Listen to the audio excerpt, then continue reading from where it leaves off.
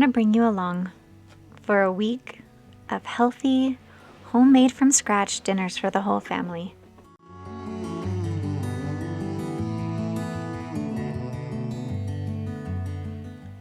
My secret to cooking healthy, homemade meals from scratch each week is to not overplan things. I like to be a little spontaneous and just use what I have in the fridge and use what I have in the pantry. And the key to that is always keeping your pantry well stocked and having loads of vegetables. When I first got married, my mom told me that I should always have onions and garlic in the pantry. Those are staples for sure. And I always buy carrots and celery. I use them almost every day. And I love these little sweet peppers. You can put them in just about anything.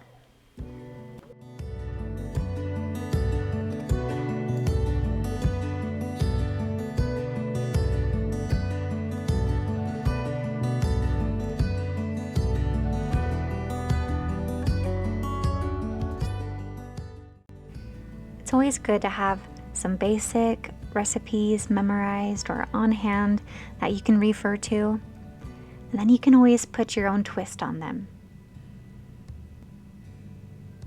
My mom used to make this sometimes when we were little, and I remember her talking about how she used to eat it when she was little.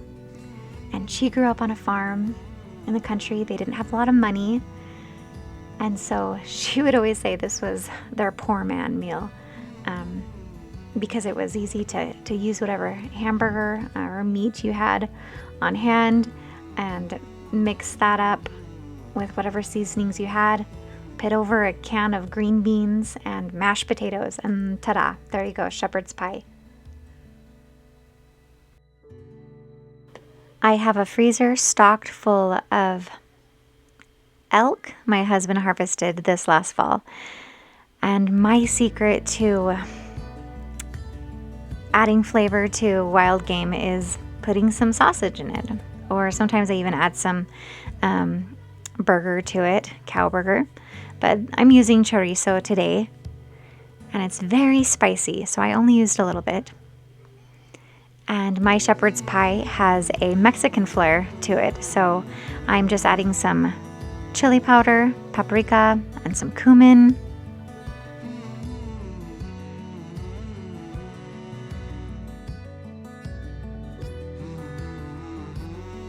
Adding some Worcestershire sauce.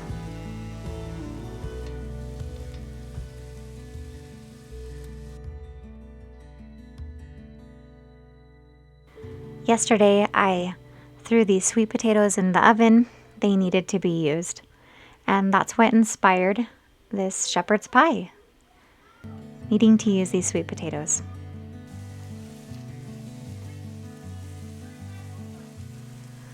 And I'm just throwing in some tomato paste that I saved in the freezer. I think the real secret to minimal meal planning and throwing stuff together is just being prepared. Saving what you have, using what you have. And it makes throwing a meal together really easy.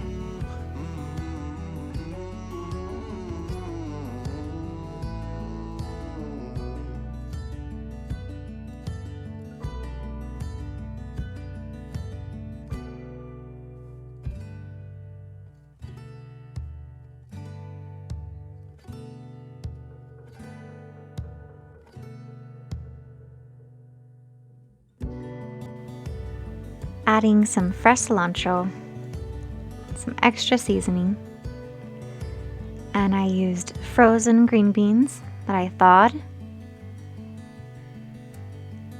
And I'm just going to spread the sweet potatoes all on top.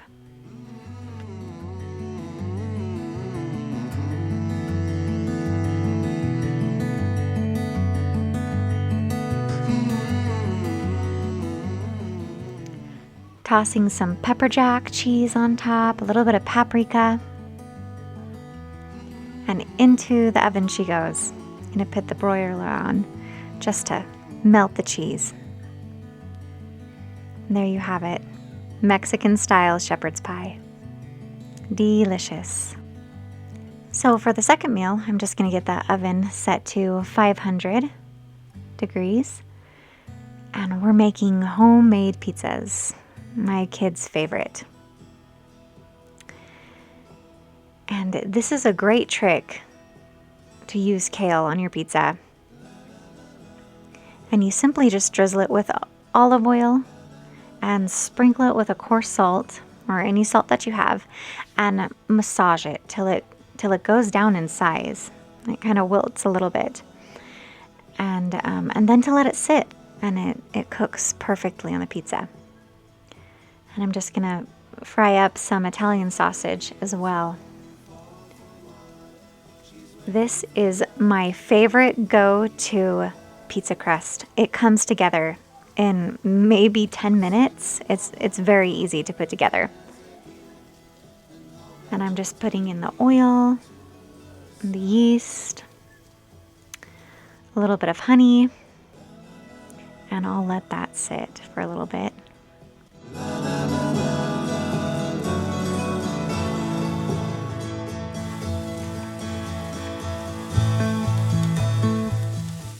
I always keep a bulk bag of shredded mozzarella cheese in the freezer.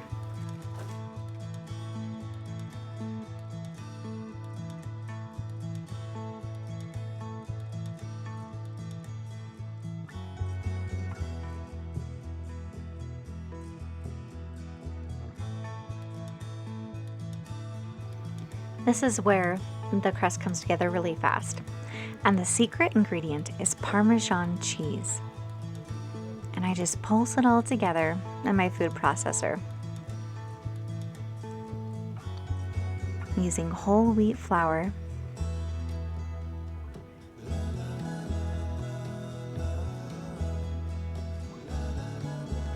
And then I slowly add in the wet ingredients until it starts to form a dough.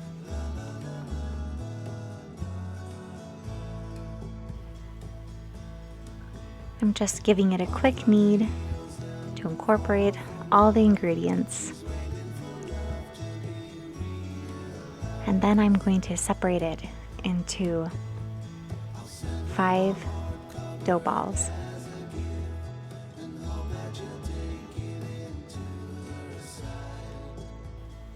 And I couldn't do this job without my little helper. Who needs Play-Doh when you have real dough? She loves being with me in the kitchen.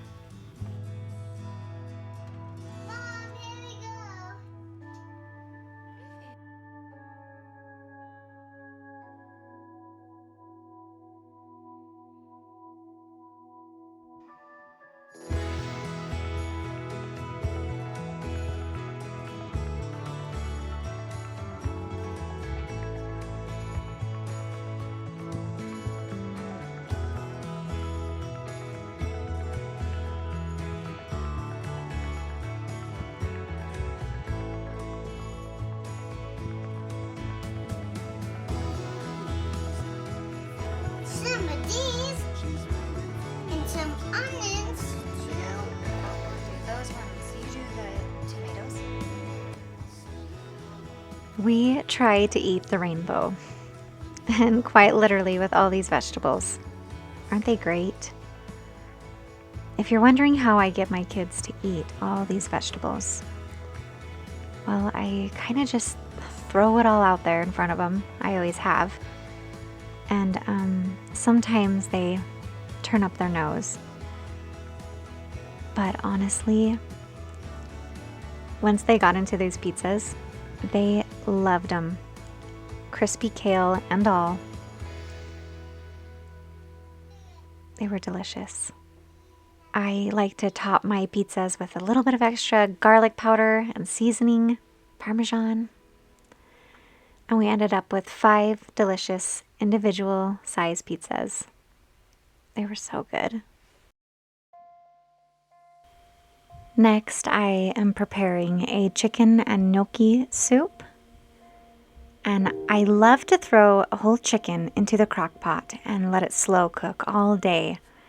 And this makes the best chicken soup. I'm also putting in some potatoes for the homemade gnocchi. Now, I'm going to be honest with you guys. This is my first time making gnocchi. I like to be experimental. I like to try new things. And so I just jump in. That's kind of my philosophy. If I can see it, I can do it.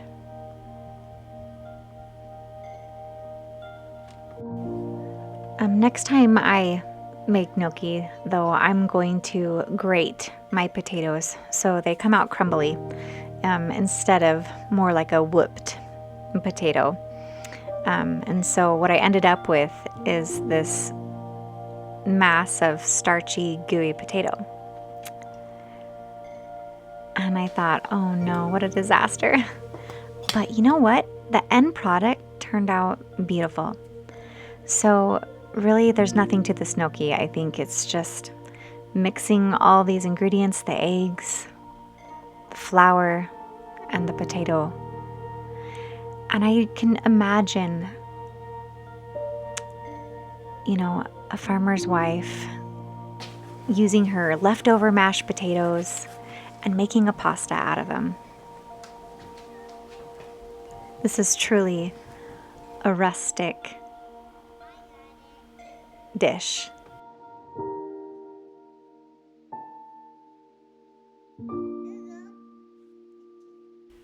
And I'm just going to use half of this batch and freeze the other half for a later time. Wait for me, wait for me,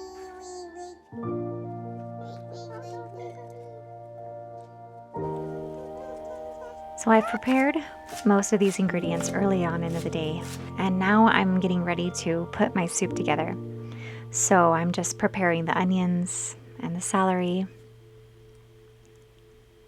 the veg, and I'm going to saute those.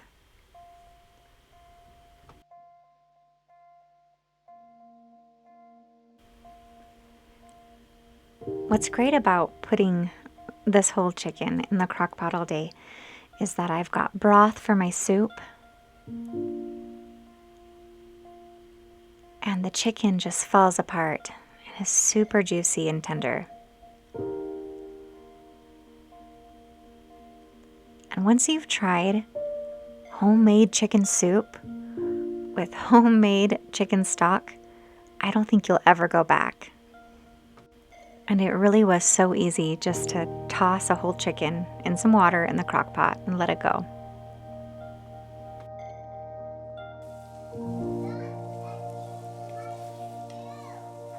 So this is how I would start out any chicken soup. This is how I make chicken noodle soup. Just depends on what you want to add from here on. And this chicken is just falling apart nicely. To thicken the soup, I'm just adding some flour to the vegetables, and when I add all the liquid in, it's going to thicken up nicely. And lastly, I'm pouring in some cream and putting in a spinach. And the gnocchi doesn't take very long, just floats right to the top and just takes a minute or two and it's done.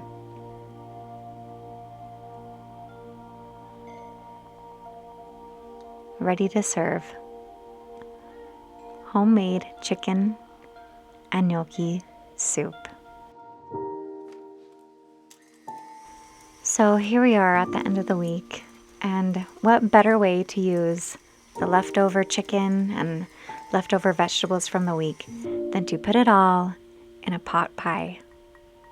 And I'm pulling out the best of my mother's recipes, her homemade pie crust. She has this down to an art, and I've been working for about a decade to master it myself. I think I'm finally getting a hang of it. This crust really is simple ingredients, and as you can see, I used my mixer to crumble up the butter and the flour, a little bit of salt, ice water, and the trick is to not mix it too much. Let it just come together until it starts to form a sticky dough. And I'm going to let it rest in the fridge while I put together my other ingredients, sauteing whatever vegetables are in the fridge. I used to take extra time to make a roux in a separate pot, but now I find it easier just to put a couple or a few scoops of flour in a cup, whisk it with some water, and put that in with my vegetables. I also threw in a little bit of chicken stock paste for flavor. It is super yummy. And so here goes in my flour and water. And it thickened up really fast. So I'm just adding some extra water.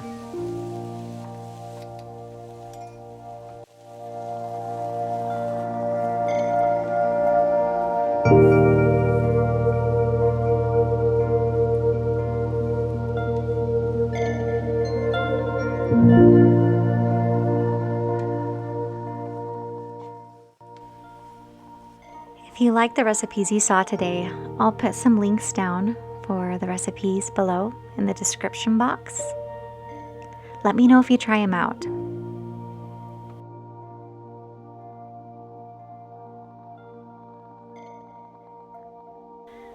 I notice cooking from scratch can seem like a daunting task, but it's really not difficult. And it doesn't take that much extra time. It's more of just being prepared, thinking a couple of steps ahead. And I know the saying goes, if you are prepared, you shall not fear. But I like to say, hey, if you are prepared, you shall not go hungry. And so thanks for taking some time to cook with me this week. I do like to prepare and plan ahead, about 3 to 4 meals a week. But I also allow myself to cook whatever I feel like cooking that day and to be a little bit spontaneous, and that's what makes me happy. I'm not even sure this little treat has a name, but this is what my mom does with her extra pie crust. She puts some cinnamon and some sugar on them and puts them in the oven for a snack. So I put together 2 pies. You can save one in the freezer, or you can share it with a friend. Homemade chicken pot pie. If you like this video, please like and subscribe. Let me know what you thought. And I'll catch you next time on Wyoming Sage. Lots of love. Bye.